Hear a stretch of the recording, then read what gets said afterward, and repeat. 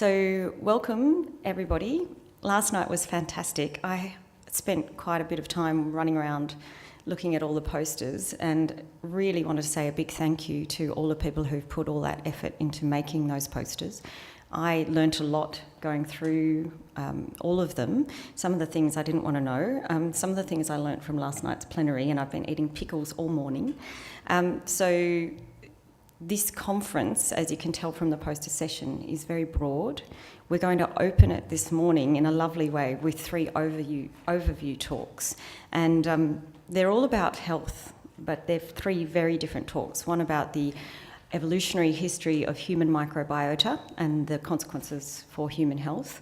One about other microbiomes from environments as interesting as marine, aquatic, some soil. And the third one about host microbiome interactions and again consequences for health. So each of them, including the middle one about environments, is a different take on health. And what we're going to do at the end of those three overview presentations is have our first little discussion group. I'll ask the speakers to come up and ask them first to reflect on each other's talks and to see what the parallels are, whether there are any syntheses, whether there are any methods or conceptual processes that could be transferred from one theme to the other. And the reason I wanted them to start is just to warm the room up. But what I want you to be doing when you're listening to these three thoughts and engaging with the speakers in that way is for you to be thinking about how the techniques and the concepts, the insights that have come from these particular domains can be transferred into yours. Because after they've given a little spiel, we'll open the floor to questions and comments. Now, as you realise, there are many, many researchers in microbiomes in Australia and around the world who aren't in the room today, but they can be with us if you keep your phone on, silent, and you get tweeting. So the hashtag for this particular conference is AusFOS16, AUSFOS16. If you're not on Twitter already, I do encourage you to do so. From an Australian perspective, and certainly for early and mid-career researchers, it's an excellent way to network and to build relationships with other researchers around the world. It's also a great way to build your profile and to have a greater impact from the research that you do. So please get on board and start tweeting. We've had people pleading overnight for us to do live nerdy tweets. So there you go. So our first speaker this morning, Dr. Laura Weyrich, I don't know if I'm pronouncing that right. Weyrich, thank you, is speaking on the evolutionary history of human microbiota and its impacts. Laura obtained her PhD from Penn State University in 2012 and came to Australia in 2015 to lead the Ancient Metagenomics Research Group at the University of Adelaide. She got a DECRA in 2015, congratulations, and the DECRA is focused on reconstructing the diversity of human microbiota around the world, especially in Indigenous people, so a really important process.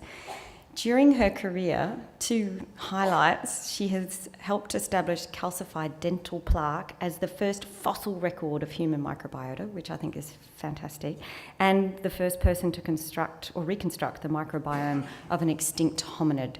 So this is going to be a fantastic talk. Please welcome Laura to the stage. Thanks very much for that very wonderful introduction. It was such a pleasure to be part of the organizing committee for this meeting, and I'm absolutely ecstatic to see such a mixture of people doing different microbiome research in the same room. I think there's a lot to learn from one another. So, as was in the introduction, I'm at the Australian Centre for Ancient DNA, which is here in Adelaide. I didn't have to travel very far, unlike most of you. And I'm surrounded by a bunch of evolutionary biologists, and they're using genetics primarily to try to reconstruct the evolutionary history of all the beings on this planet. And that's useful for multiple reasons: for conservation, for the origins of life, but also for health. But I really believe that they've gotten it mostly wrong. And that's simply because they haven't factored in the microorganisms that are present on every single one of these beings. We really know very little about the evolutionary history of these microorganisms and how they may have contributed to evolutionary processes that we're trying to understand today. So with the help of the Human Microbiome Project, we were able to actually begin to understand this diverse community of microbiota that live on and in the human body. Now, as many of you know, this constitutes bacteria, viruses, eukaryotes of all shapes and sizes, that live on the surface as well as inside pretty much every internal surface of the body.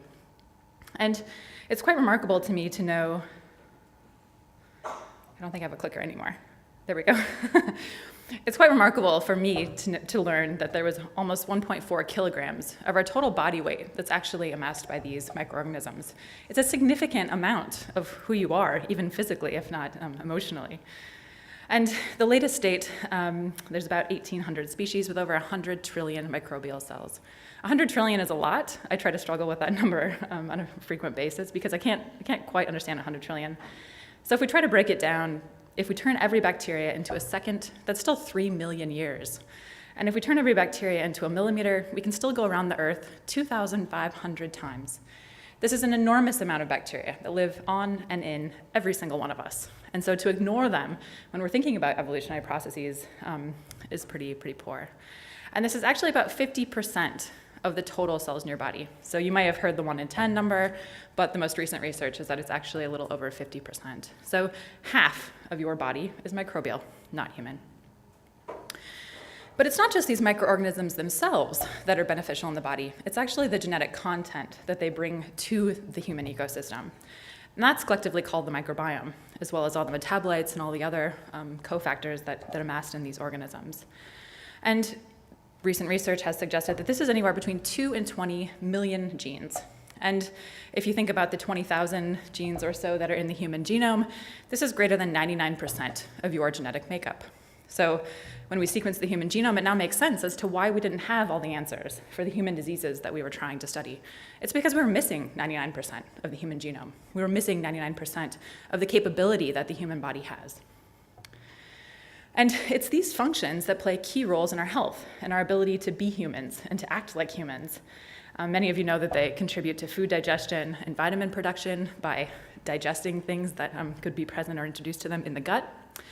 But they also digest other things besides food, such as drugs, and play roles in our ability to receive and to get the correct amounts of particular drugs that you may be consuming. It also plays a key role in immune system development, as we learned a lot about last night. It provides infectious disease protection by actually fighting other bacterial species in an ecological system. And it can also help to detoxify the body. If you've eaten something toxic, it's those microorganisms that may have the unique capabilities to remove those from your system rather than just kill you or cause adverse effects. So it then makes sense if these bacteria are having such key functions for the human body that if you alter these functions, you would get disease. You would have an alteration of the human's ability to function properly. And as many of you know, Peter Turnbaugh published his study in 2006, really linking microbiota and disease collectively using NGS technologies for the first time. And that was to link obesity to the microbiome. And this is the classic picture that went around the world over and over again with the very fat mouse and the very cute lean mouse. And the study was all over the popular media, but what was quite interesting to me about it is that it showed that microbiota were sufficient to cause disease. You could simply take a fecal pellet from that obese mouse, put it into a lean mouse, and get obesity. So it's not that it was just a side effect or that it could just be a knock-on transition, but that it could cause a disease by altering those microorganisms. And since then, there's been a whole host, a laundry list of diseases that have come out. And it's not just in the gut. There's also diseases in the mouth, for example, like periodontal disease, that have been linked back to the microorganisms and alterations of those microorganisms in the human body. And it can also be things that aren't necessarily that obvious. For example, our mental capacity or capability. Diseases like depression, anxiety, addiction, and even schizophrenia have now been linked to the microbiome. And I encourage you all to try to think of a disease that has not been linked to the microbiome yet. And if it hasn't, it might just be because it hasn't been studied or it hasn't been looked at.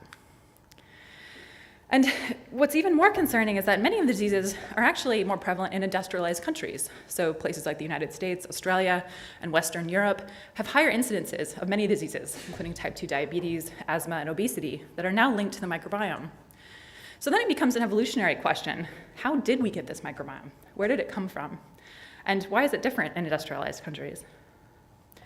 So many people have used modern sampling techniques and our recent common ancestor to try to understand what the evolution of the human microbiome is. And this was led by Howard Auckman's lab. He's been really a proponent for using evolutionary type questions to answer some of these problems. And in this study, they compared bonobos and chimpanzees to humans that all lived in generally the same environment. Different diets, different lifestyles, of course, but generally the same environment. And they're able to show that bonobos and chimpanzees have a distinct microbiota in the gut and in the mouth that's separate from humans. And so is that lifestyle, or is that something that's happened over the 5 to 6 million years of divergence that's occurred between our two species? And they've even gone on to look at whether or not that could be lifestyle related, whether or not modern humans just have such a different lifestyle that is what's caused this difference between chimpanzees and humans. And indeed, there's a lifestyle component. Certainly wild apes have more diverse microbiota compared to indigenous people or people living traditional lifestyles, and that those individuals have higher microbiota than people living industrialized lifestyles, for example, in the United States. And so it then becomes a key issue to understand what's evolutionary, what's lifestyle, what's biological, what's environmental. We've been working on a collective study with Rob Knight's group at UCSD, as well as Jess Metcalf at Colorado State, to try to understand what some of these factors are that could be contributing to this lifestyle component that we're trying to analyze, and to tease apart what's evolutionary and what's not. And indeed, there's a wide range of people living very, very different lifestyles, from traditional lifestyles, agrarian lifestyles, other hunter-gatherer lifestyles, and all of these appear to cluster together and cluster independently of what we see from people living in industrialized countries. So there really is a factor that's lifestyle-based, even if we can't identify which one of these laundry list of factors are contributing to that specifically. And so we're really trying to break down those factors and understand when did those changes occur, and how did those changes actually impact the microbiome? What specific changes had specific alterations? And we don't have a time machine to go back into time, but we do have ancient DNA, or the ability to look at ancient microbiomes and actually track through time when these changes have occurred and what their effects were. So there's 2 sample types to do this. The first one is called a coprolite, and this is just a preserved piece of feces. Quite disgusting to look at, quite frankly. And hats off to the archaeologists that can identify those from rocks, because some of them are very difficult to identify. And these contain gut microorganisms that are preserved from ancient humans, but the issue with that is that they're quite contaminated. So as soon as that coprolite hits the ground, it absorbs many of the environmental microorganisms, and because it still has organic matter in it after it's deposited, it can actually change the bacterial community structure. So it becomes very difficult to use these as a proxy to understand what microorganisms were in ancient humans. So we moved on to using ancient dental calculus as a proxy to understand, or not as a proxy, actually to look at ancient microbiomes. And this is the calcified dental plaque that's on the teeth. So if you drink a sugary pop and you feel that slime coating your teeth, that will eventually calcify if it's not removed by a dentist. And that will actually become analogous to bone. It's very hard, it's a very rigorous structure, and it will preserve quite well in the fossil record. And so we can go into random museums and actually remove this calcified plaque structure from the teeth surface, and then get a good idea about what oral microorganisms were present in that ancient human. And so the group I work with, along with Christina Adler, who's here today, we're part of a team in 2012 and 2013 and published a paper in Nature Genetics showing that you can actually obtain bacterial DNA from these communities and reconstruct the oral microbiome in an effective way. And we did this using 16S RNA sequencing, which at the time seemed like the best bet, but we've since learned is quite problematic. And so I'll show you today results that we've worked on using shotgun sequencing of many of these samples through time. And so we have a specialized facility here at the University of Adelaide where we're entirely gowned, and it's positive air pressure and UV irradiated. So we're trying to limit any contamination from the modern world getting into these samples. And we're also trying to identify and contribute or attribute contamination in our particular samples from lab reagents and even from the environment in which these samples are processed. So it's a quite involved factor. But what we were able to do is actually look at a wide range of ancient humans through time, including Neanderthals, chimpanzees, and ancient hunter-gatherers, to try to reconstruct what's been going on with the human microbiome over the last 50,000 years. And so we're able to identify 4 separate groups in this most recent analysis. And the first group is actually a group of foragers. This includes chimpanzees, ancient Neanderthals from El Cidrón Cave in Spain, and African hunter-gatherers living a traditional lifestyle. We see that they have a microbiome in the mouth that's really high in gram-positive species. These gram-positives are the bugs that we would think to be the healthy set that are supposed to be there, that bind to the tooth surface. And this is quite distinct from what we see in modern individuals, where gram-negatives serve the dominant role. And the first difference that we found between 2 groups was actually when we looked at people that were living a more traditional lifestyle to people that were living a lifestyle that was very dependent upon hunting. So they're eating large amounts of meat in their diet, and it's a very, very different lifestyle. Despite that, they still have a large amount of these healthy gram-positive microorganisms. But this does suggest that hunting, and actually meat consumption, was the first thing in the human microbiome that began to alter it and begin to push us towards this modern state that we now live in. The next change that we observed was actually when humans shifted to farming, or shifted to agriculture. So when we changed our diet significantly, and when we altered our lifestyles by living in more collective communities and not migrating so much, we see a very large shift in the microbiome. And that's when you begin to see many more of these gram-negative pathogens start to come in, and it starts to resemble something that's much more close to the modern microbiome. And interestingly enough, then the last change is actually something that's happened more recently, sometime since the Industrial Revolution. Most recent data suggests that this has actually been in the last 50 years. So again, we see a large change from several gram-negative pathogens to a large subset of gram-negative pathogens. And we're also able to show that these are very independent of all the controls that we can look at, whether that's soil or air or the lab environment. So we really do have a true ancient signal coming through. And lucky for us, it's not just bacteria that are preserved in calculus, it's also eukaryotic DNA. And so we were able to reconstruct the diet of these individuals because we wanted to get after what specific factor was altering the microbiota. And indeed, we do think that this is primarily driven by dietary change in the past. So foragers and gatherers, we were unable to find any signal that equated to meat in their diet. It was mostly mushrooms and pine nuts and twigs and bark. So when somebody asks you about the paleo diet is not vegetables and fruits. It's really something much more primitive. And we were able to find a lot of meat signal in hunter-gatherers and a lot of grasses and a lot of plant-based material in ancient agriculturalists. And in modern individuals, well, that's just a different diet altogether. We can then go in and look at things that are beyond the overall community structure, but actually look at individual organisms present in that microbiome to try to get a better handle on the evolutionary history of specific species within the human body. And so we were able to reconstruct the oldest microbial genome to date, which I'm very happy to announce was just accepted in Nature. And this is a 48,000-year-old archaeal genome that corresponds to Methanobrevibacter oralis. This is something that's pretty rare in the modern mouth, but it was actually quite common in ancient humans. And we were able to reconstruct using phylogenetics when we thought that this microorganism in Neanderthals, for example, separated from modern humans. And we identified that that happened about 120 to 130,000 years ago, which is quite interesting because Neanderthals and humans actually diverged about 700,000 years ago.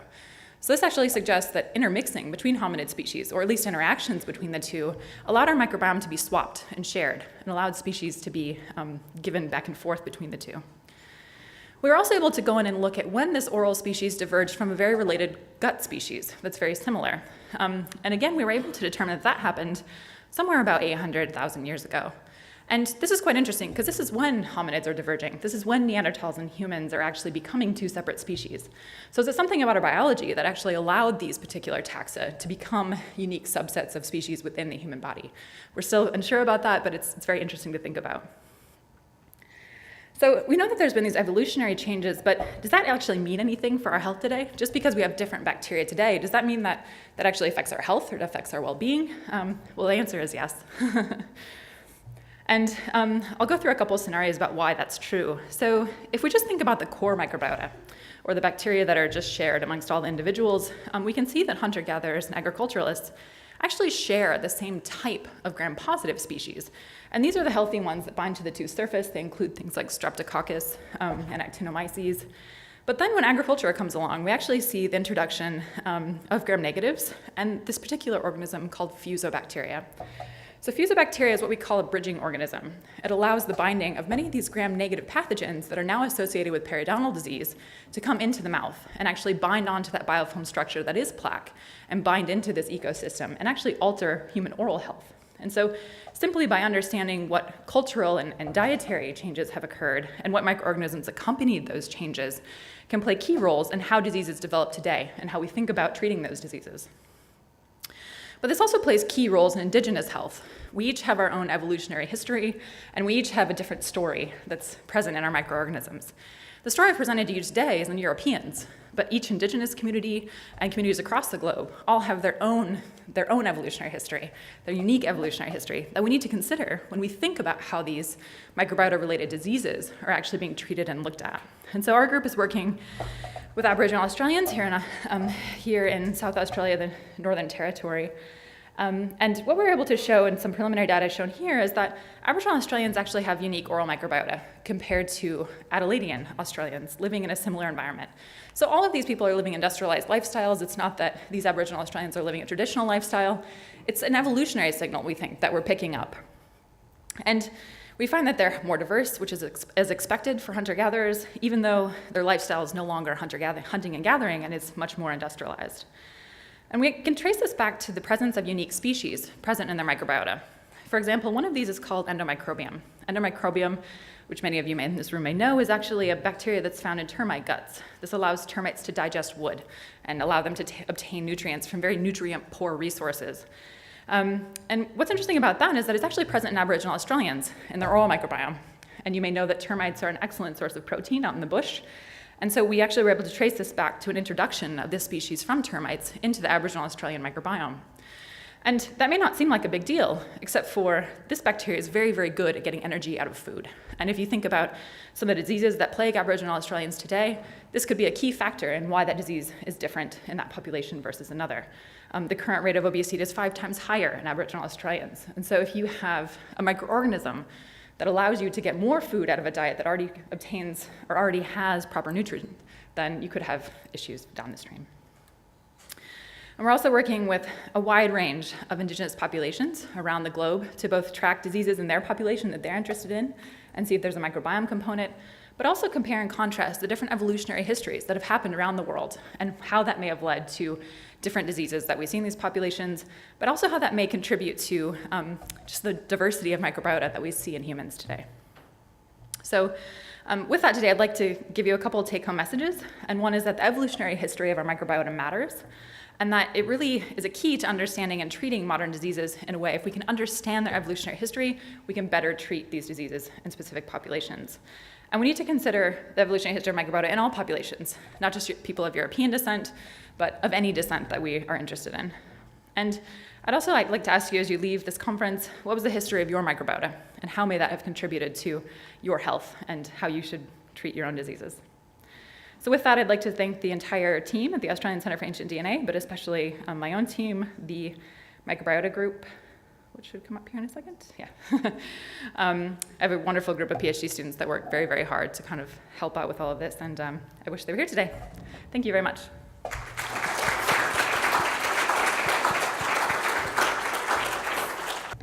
So we're running a little late this morning. It's probably all my fault, but Laura, thank you for a wonderful talk. We're going to leave the questions until we get the panel speakers up here. So I'll introduce the next speaker, Dr. Catherine Defawn. Dr. Catherine Defawn, it's a great pleasure for me to introduce Dr. Catherine Defawn. She's actually the co-director of my own research group, the Applied Marine and Estuarine Ecology Research Group.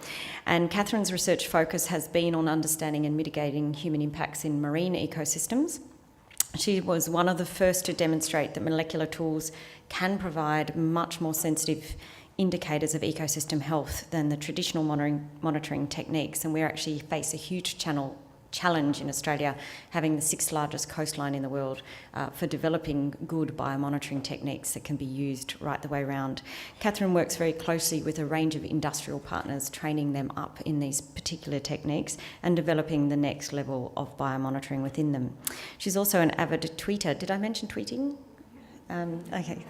Just a quick tweet tip. If you are going to put a handle at the start of your tweet, it's only going to go to the person and the people who follow both of you and that person. So put a full stop in front. I've seen a few of those mistakes this morning, Simone.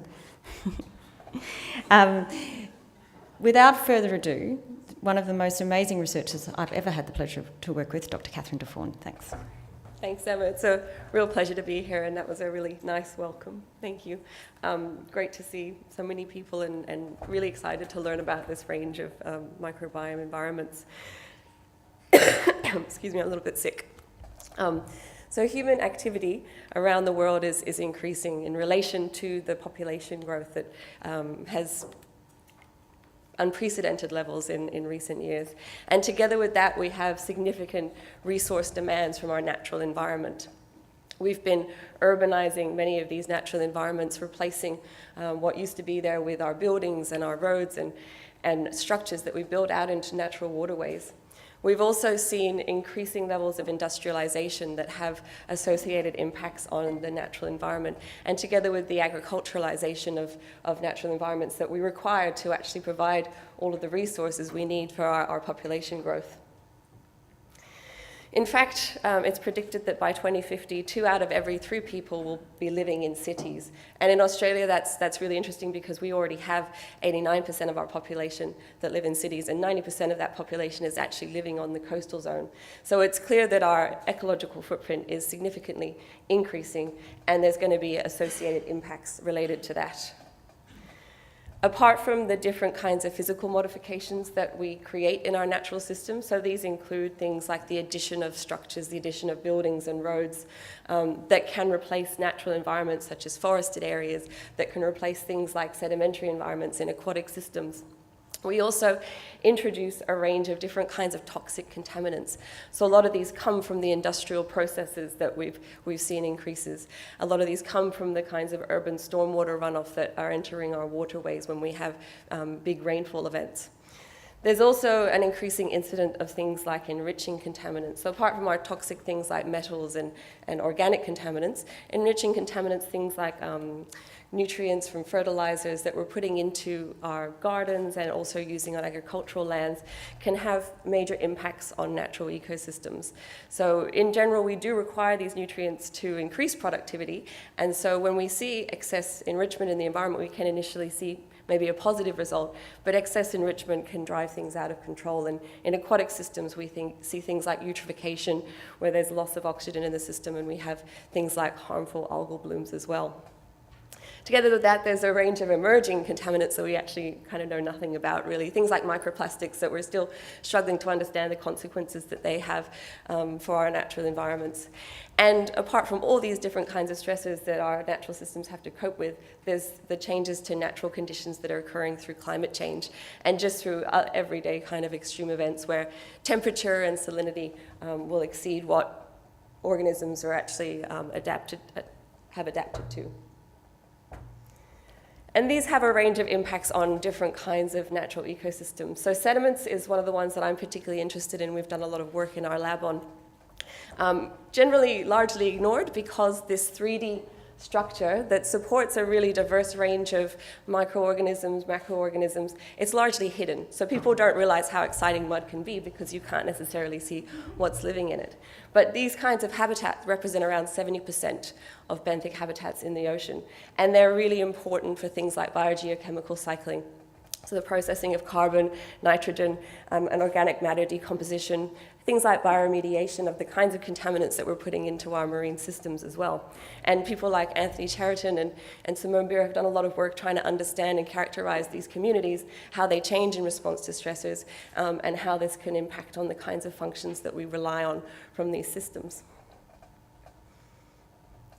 Soil is another really important microbiome that is fairly ignored because, again, we have this not terribly attractive constituent that doesn't necessarily make accessible or available or apparent the kinds of animals that are living in there and the kinds of diversity that's actually present. It has received a fair bit more attention than sediments because of the importance to agricultural practice. So soil is that starting block for all the different kinds of plants that we rely on for food production, but also that other animals are feeding on at the same time. And it's really the microbiome in these soils that are driving the kinds of plants that can colonize them and affecting what kinds of production we can attain from them.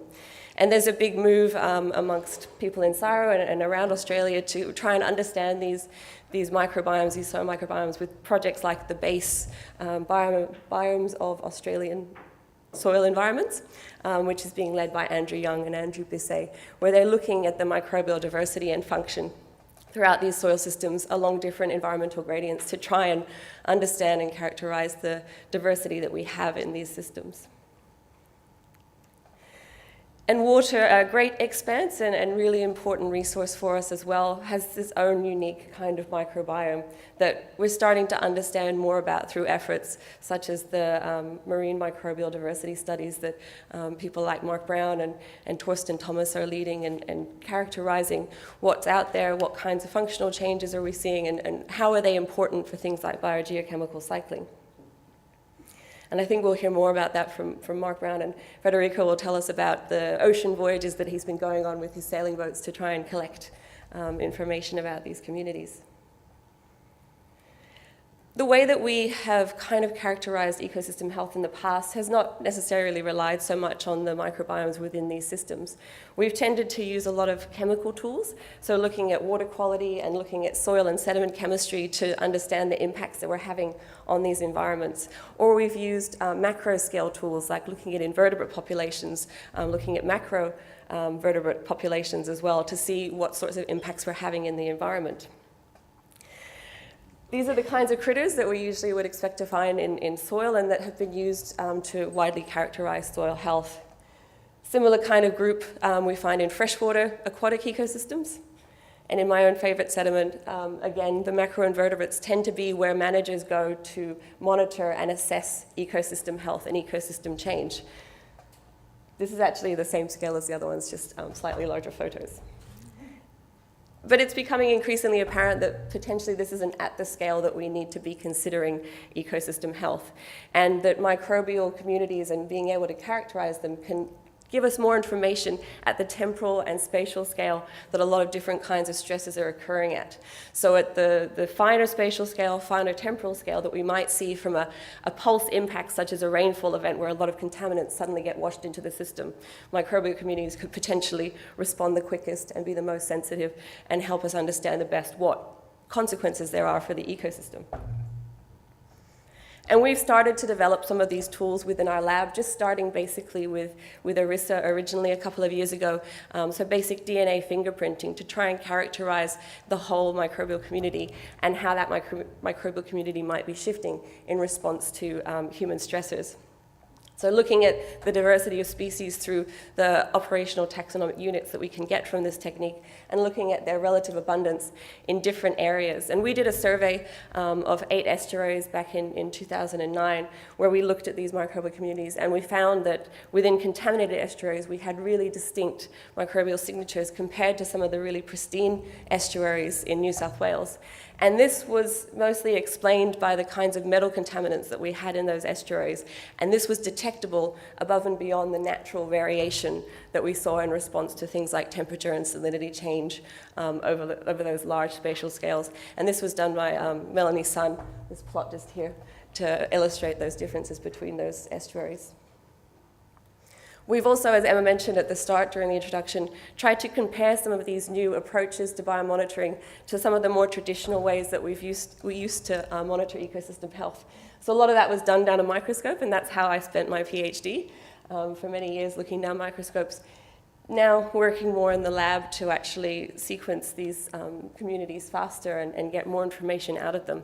So this was work we did on the estuaries, again, looking at the microbial communities in contaminated and pristine areas. And we found that when you used a microscope and characterized the macroinvertebrates, you didn't get as much spatial resolution, you didn't get as much taxonomic resolution, and you didn't have as much sensitivity to the kinds of contaminant stresses that we got when we looked at the microbial communities. And a lot of that was because we could characterize the tiny eukaryotes that were really important and responding really quickly to environmental change. And we've worked with many different collaborators as well through a stormwater project that we've been doing recently. So Justin Seymour and his PhD student, Rick Carney, are also exploring some of these tools in water column sampling, things like quantitative PCR, how we can use that to detect levels of pathogens after a rainfall event. This was quite significant because they were looking at the Vibrio species and how it responded to a rainfall event in Sydney Harbour. And in general management terms, the recommendation is generally to not swim for 3 days after rainfall. And Rick And Justin actually saw that 8 days after rainfall was when we were getting that spike in Vibrio abundance within the bacterial communities.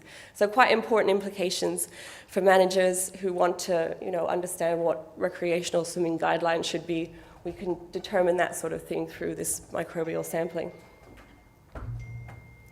And it also gained quite a bit of media attention because some of you might be aware that Vibrio is related to cholera, also related to flesh-eating bacteria. So as soon as the media heard that, straight into the press. And something that's kept me awake recently when I got an oyster cut on my leg in the harbour, thinking about what these Vibrio species could be doing to me.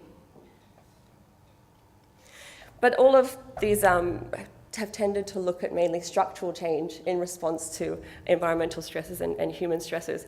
And we're starting to find more tools with microbes that we can actually understand the functional consequences. So Simone, who had her poster yesterday evening, has done a lot of work through her PhD looking at how metatranscriptomics might be used as a biomonitoring tool to look at the functional changes in response to different kinds of contaminants. It's fairly rapid, still quite expensive, but it does give us a lot more whole community information about changes to gene expression, up and down regulation, that we can then link to functions and translate for managers. And using RNA, it is the active community, so it's not just the potential function, it's what they're actively doing at the time when we're sampling. And this, again, Simone looked at in relation to the stormwater study that we've been doing in Sydney Harbour to look at how stormwater impacts on the communities there. And she related the whole of her metatranscriptomics data back to the nitrogen cycling, which is really important to understand how nitrogen and nutrients are cycling through these sedimentary systems. And we found that where you did get increased contamination from stormwater runoff, it led to increasing accumulation of toxic contaminants like ammonia in the sediments, so hugely toxic for the animals that live in there. Together with that, increased production of nitrous oxide, which is a really potent greenhouse gas. So just looking at the gene up and down regulation through metatranscriptomics and taking this whole community approach helped us to sort of explain the functional consequences that stormwater impacts might have for our waterways. And we're starting to use these tools as well to look at bioremediation and restoration. And just one example that I picked out from a recent study looking at how, and probably relevant because we've been talking about fecal matter transplants and probiotics, about how we can inoculate soils to help bioremediate them and kickstart communities. So again, I mentioned earlier that what the kind of microbiome you have in a soil community is going to determine what sort of plants will recruit there. And these researchers in Netherlands have been transplanting small amounts of soil from different grasslands to try and kickstart areas that are really heavily degraded. And they've had quite interesting success. But again, in situ remediation and in situ restoration, still an area that needs quite a bit of exploration, because it is quite difficult to do that on a large scale. And certainly when we thought about doing it underwater, it becomes a whole more complex matter as well. So just to sort of sum up, there's a lot of opportunities with these tools and how they can be used for biomonitoring, but there's also a lot of challenges. So there's really sensitive tools that are in development, and we're starting to learn more about how we can use them, but there's still quite a way to go. We have issues with zombie DNA in our sediments and the fact that we do have this lingering residue of what was there in the past, but we're starting to use things like RNA to look at what's actually present and living and active at the time that we're sampling. But as you probably understand from your work, there's really diverse range of bioinformatics challenges, standardization challenges, so that we can actually compare across studies and sampling efforts. But we're seeing this really nice development of tools that can be used to link structural change to functional consequences. And if you look at what we used to be able to do with just traditional techniques, which are all the ones that are not underlined, we now have all these new ways that are underlined that can give us that functional information from the different kinds of sequencing tools that we now have available. And with that, after people have taken photos, I'll just move on and acknowledge all the people who've been involved in the work that we've done in our lab and our funding body as well. So that's our lovely lab group, a few of us are here today, and one of our Christmas parties. And thanks very much for your attention.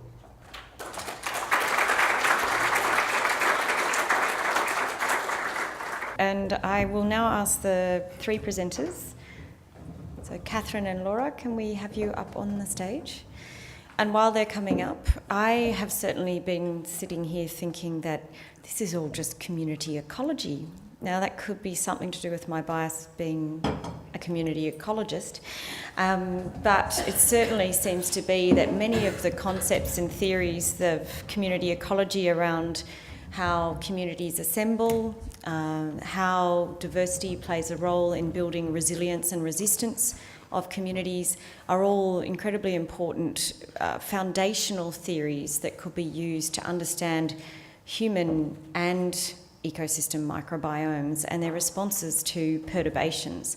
And the other thing that's been ringing in my mind is the fact that we are all starting to work on eco-engineering these communities. So we've just heard about specific starches being fed into organisms in order to grow particular communities. In marine ecosystems, we're doing the same thing, trying to eco-engineer the community assembly processes for beneficial purposes. So beneficial functions, increased production of fish, for example, or healthier, non-dysbiotic microbial communities. So there's certainly a lot of theoretical underpinnings that I think we share within all microbiome research, and perhaps more or less of it is used depending on the area of research that we're working in. And certainly human microbiome research, I haven't heard many of the traditional community ecology terms come up in relation to diversity and community assembly. So that's something that I guess I will throw to the floor to begin their reflections. Gerald, am I pronouncing your name correctly? I didn't know you were talking to me. I know! How do you... Geraint. Geraint. Look, I think that's a very good point. I think certainly I come from an environmental microbiology background originally, and I think a lot of the techniques that we use in the clinical space were developed in environmental sites. Really, there's not a substantial difference between the processes that you're dealing with in the context of the human body compared to the context of an activated sludge reactor or a termite hindgut or whatever it might be. And I think that maintaining a conversation across these disciplines is absolutely essential if we're not to hinder the application of techniques as they become available. And I think that there's plenty that can be learned in both directions. Obviously, environmental microbial ecology was going for a very long time, but didn't have perhaps the profile that some of the human work has had more recently. And I think there is an area where greater translation can help in that context, but I think it's all about continuing to have a conversation between disciplines. So that's a really good point. I mean, I have an incredible chip on my shoulder every time I see that a microbial study on humans gets into Nature or Science, but the similar study in a marine ecosystem can't get past Nature Comms. It's really interesting that we're so self-obsessed, but we should take it as a positive because at least microbiome research is getting the profile that it deserves, and so we all just need to tack along. I think it's always fun to have microbial ecology explained back to you from a clinician. That's happens regularly. That's great to hear. Laura, did you have reflections on the talks? I did. I echo a lot of your sentiment. The fact that many of the issues that I think each of the fields face are the same, no matter if we're working on humans or soil or whatever it may be. But it's a lot of these technical issues that I think are still issues across all these fields. For example, especially in your talk, when you're talking about identifying particular pathogens, I think that's still an issue in the human field, is are we getting good enough shotgun data? Are we getting good enough metagenomic data to be able to tell exactly what's there and what those functions are and what species that is, and how we can use that information to bioremediate the situation, regardless of what system we're in. And so I'm just curious about whether or not these fields can work together to not only use the theory of microbial ecology in an accurate way, but also to overcome many of the issues that still plague all of the fields, not just every single individual thing that we're looking at. And I think more broadly, I was really interested in the change that's happening in every single one of these systems. So whether or not it's feeding antibiotics, or whether or not it's time and evolution, or whether or not it's pollution or contaminants, it's all about how these microbial communities adapt and how they change and how they're interacting with their environment in a very quick way. And so, especially in the human microbiome, there's a lot of this theory about missing microorganisms, and are we at a point now where we're at no return in industrialized countries? Do we have microorganisms now that are very, very different from what we had in the past, and are we missing critical organisms that we should have had? And I'm wondering whether or not that's also true in the environment and in other fields, whether or not environments are missing microorganisms that we may not be able to obtain easily, or maybe are not able to bioremediate in a quick and easy way. And so, again, I think a lot of these questions are shared across the fields, and the problems are shared across the fields, and so it's very interesting for me to see how we might be able to come together to answer these questions collectively. Thanks, Laura. So that's actually speaking to the big mass extinction that we're currently in, which is human-induced, may in fact be far greater than we've estimated, because we have missed all of the extinctions of the microbes. And that's going to be very difficult to reconstruct, and some of the methods that you use might be important in that process. Catherine, did you have some feedback or reflections? Yeah, I thought something that kind of came up a couple of times was the new things that we can learn from using these sorts of technologies and looking at microbes in terms of functional consequences. I know in your talk you mentioned functional change in relation to these historical diets, and how we can look at metabolism and regulation and things like that. And we do the same thing in aquatic systems, but we're looking at nitrogen metabolism, we're looking at nutrient cycling. So I think it's just this extra information that we get from microbes that are, you know, the basis of so many different kinds of ecological human processes, that I think is really interesting to see the links between them. Mm. If I could just echo that, I think across all of the fields that we've been talking about, the common theme is a change towards trying to understand microbiota function as opposed to trying to identify all of its component taxa. And that's something which really goes back to environmental microbiology, where this process started, which was to understand the microbiota as an individual entity with distinct characteristics which were separate to the sum of its parts. And it's taken quite a while for that to filter back through, but I think we're seeing that across all of the disciplines that we're working at the moment. And true, and we're also now seeing that from environmental micro perspective, we're having trouble interpreting functions, because a lot of the annotated functions of the genes are to do with human health. And we might be looking at a sediment microbial community, and all of a sudden we're getting a gene expressed that's to do with some kind of thing that is nothing that could be done by a crustacean. So we certainly have a lot to learn about the crossover and different use of those genes within different microbiota. We are going to open the floor now to questions, and we have Professor Linnane with the first question. There is a roving microphone. Sandra, can I get you? Thank you. Thank you. I think my comment is directed to Dr. Wayridge.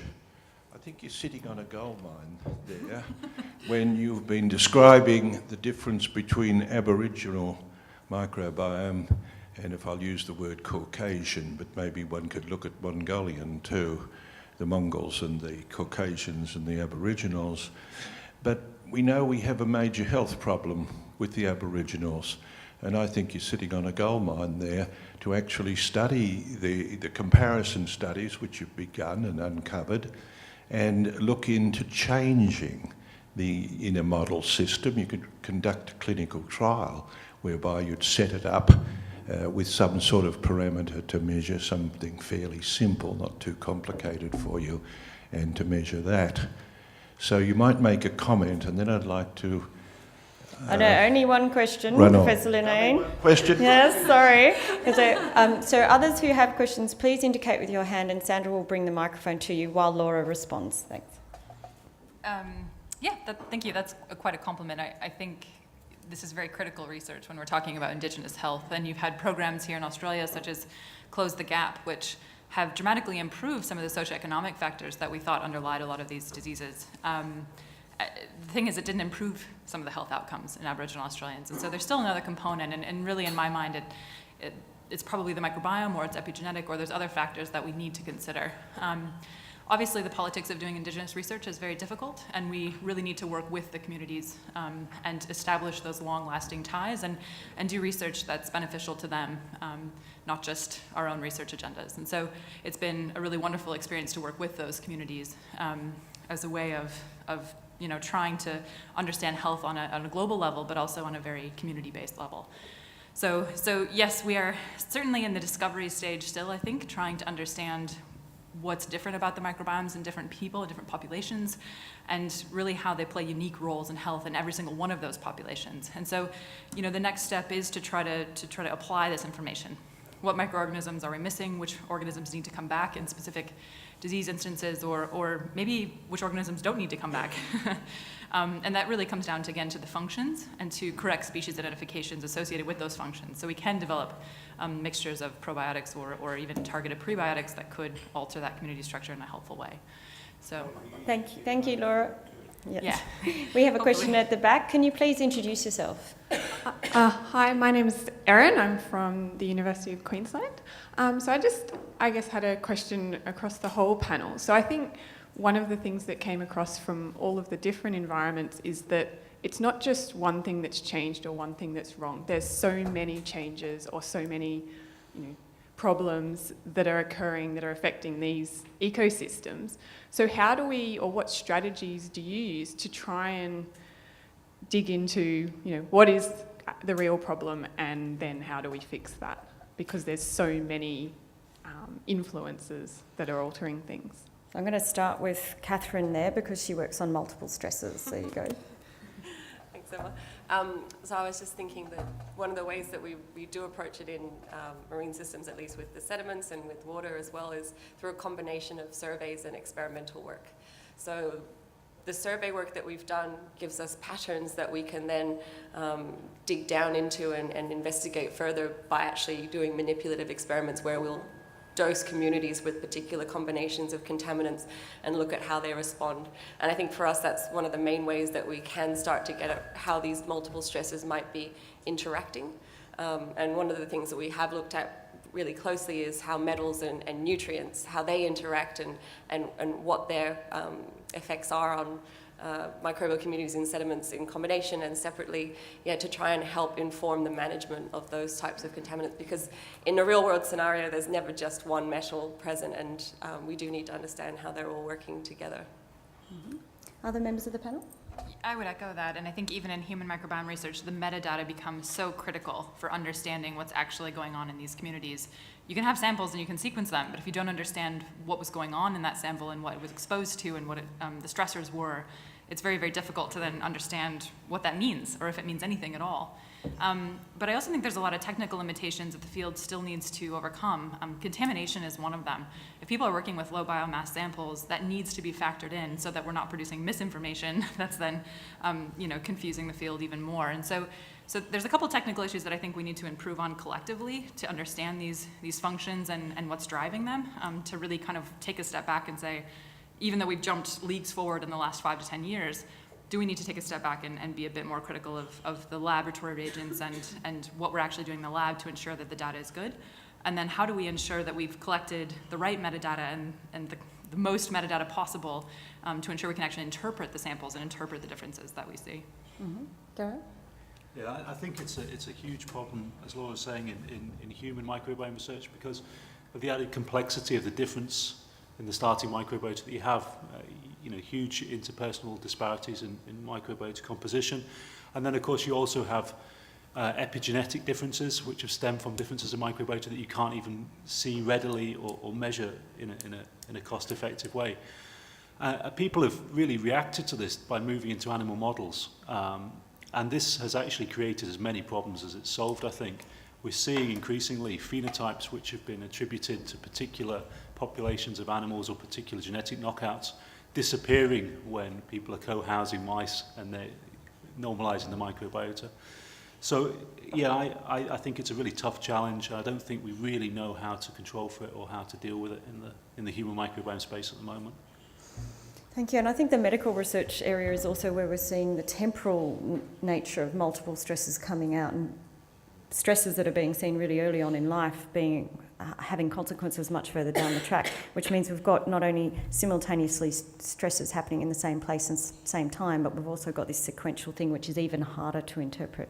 We have a question here, I think. Hi, Jeff, Western Sydney University. I like the way that Emma started off the discussion by relating the talks to community ecology, and then bringing up this idea about diversity, ecosystem function, which was brought up last night as well. And that in ecology, we do know that there's that relationship, but what we also know is that it's more complex than that. There are multiple mechanisms, it depends on the function, it depends on the type of organisms. And I just wonder if we're jumping the gun a little bit by taking some of these things that we've learned from other fields and then just assuming that they're active in a lot of situations in the fields that we're working in. So as an example, I was really struck by the data that Laura showed looking at Aboriginal Australian microbiomes against people of European descent. And if we were to assume that more rich communities meant greater health, we would assume that those Aboriginal Australians should have greater microbiome health associated with them. So I'm wondering if whether a potential alternative hypothesis to that is that there was something that happened during the evolutionary history of Europeans and that they lost the ability to associate with more microbial taxa, which would have effects on clinical practices, for example, because you couldn't, it adds a constraint to the ability to manage those microbiomes. So it's just an alternative way of looking at it. And I don't know if that's a correct way of looking at it or not, but I'm just wondering about the panel's opinions on, are we being perhaps a little too simplistic in terms of the way that we're interpreting the data that we're generating? Some responses from the panel? I can start if you like. I mean, I think what you're saying is it's very dangerous to take simplified conceptual theories and transpose them into new realms. And I think that's absolutely critical point. And when you look at the really deep thought around diversity and around its role in resilience, etc., it's not that simple. It's never more diverse is better. It's what's evolved to be useful in that environment. And I think that's where we've got this diversity environment interaction with Indigenous people, because their environment around them has changed so rapidly that it's no longer an adapted microbiome. Are we thinking that way? Yeah, absolutely. And I think it is very dangerous to say diversity equals health, because it may be different in different body sites. Certainly the diversity level changes throughout the body, and you do see increases in diversity associated with some diseases, like periodontitis, for example. And so yeah, blindly applying the ecological theories, I think, to health can be very dangerous, and it's more nuanced than that. But I think using microbial ecology theory is a great way to start, and it gives us a medium to have a discussion about what we think is going on or what should be happening, even if that's not the case. But we should also be trying to test those theories. Absolutely. See if they apply and see whether we need to develop new theory. Yes. Absolutely, I completely agree. If I could just make a comment, I think that one of the differences perhaps that needs to be recognised in the human space compared to some of the environmental systems that we look at is many of the microbiota in the body are managed. So through the secretion of specific mucins, epithelial surfaces and the composition of those mucins, the body has an active role in defining the microbiota which is there. And there's a certain order and a certain level of complexity which is appropriate and is aimed for by the body system. So an open-ended increase in diversity may present the opportunity to fill niche space if it's empty, but not necessarily maintaining high diversity doesn't necessarily indicate, as you said, greater health. And I think thinking about that bidirectionality of the human microbiome, human physiology model is important, and perhaps requires slightly different model construction to some of the environmental systems. Katie, did you want to? Yeah, I was just going to add an example from marine systems, because we communicate a lot of our research to managers. Often in really impacted locations, we get increases in diversity. When you tell a manager there's more biodiversity at this really contaminated site, they get very excited, but it's hiding all these other sorts of problems beneath it. So it's really important to understand, what organisms are contributing to that biodiversity and whether they're the right kinds of organisms that we want to be there. And we have a question in the middle here. Hi, I'm Rebecca Henry from Monash Uni. I'm really supportive of this, keeping the conversation open across fields, because I sit in between several of these fields. But I suppose my question is more directed towards Catherine. With your looking at your stormwater and the urban estuaries, we know humans are having a great impact here. Are you finding that the introduction of human microbiota, particularly in stormwater through sewage, is actually changing the way of nitrogen cycling or any of the nutrient cycling within those systems? Because, I mean, we're obviously good at nutrient processing, but in a completely different way to what's in there. Do you think there is a significant impact being made by human fecal waste in that way? That's actually a really interesting question because it's something that we haven't considered or looked at. But potentially there is an impact, especially at the stormwater drains where we do see that change. It's massive change in nitrogen metabolism.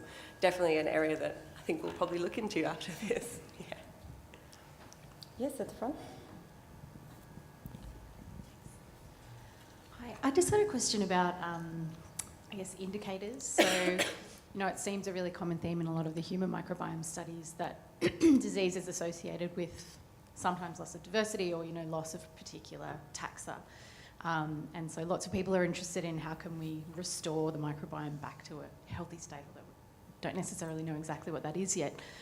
But thinking about that, and maybe people from ecology could give insight into this, what would be an appropriate indicator of a restoration of a healthy community? Should we be looking at the taxa or should we be looking at the functions?